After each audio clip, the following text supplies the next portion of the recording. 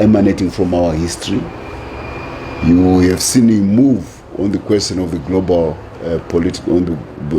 global compensation agreement, which addresses the white community, especially in relation to the fact that over the years, infrastructure which is helping build Zimbabwe's agriculture is owed to the colonial era, notwithstanding that the colonial era started on a bad note when our people were expropriated land after military defeat. But that as it may, the Constitution makes a distinction between the land and the improvements which have been upon the land, because those improvements belong to the economic body politic of Zimbabwe.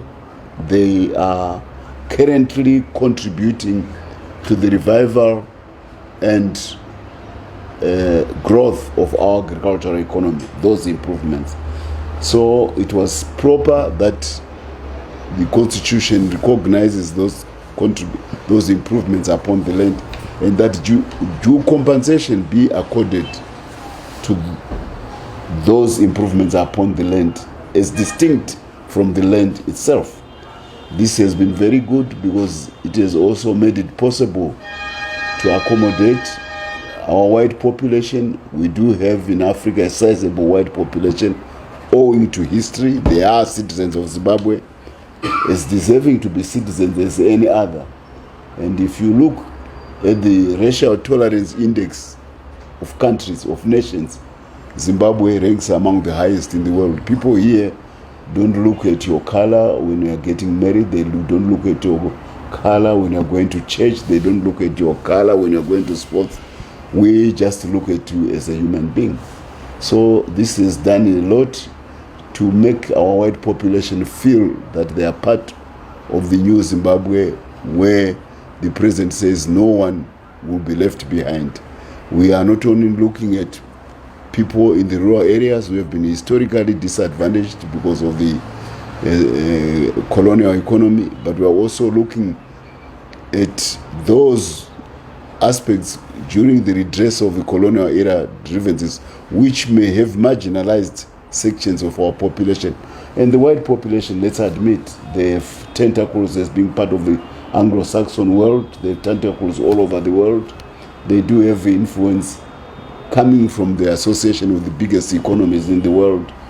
And they've been to Canada, they've been to South Africa, they've been to New Zealand, and they've been to all over. They are a very active part of our population.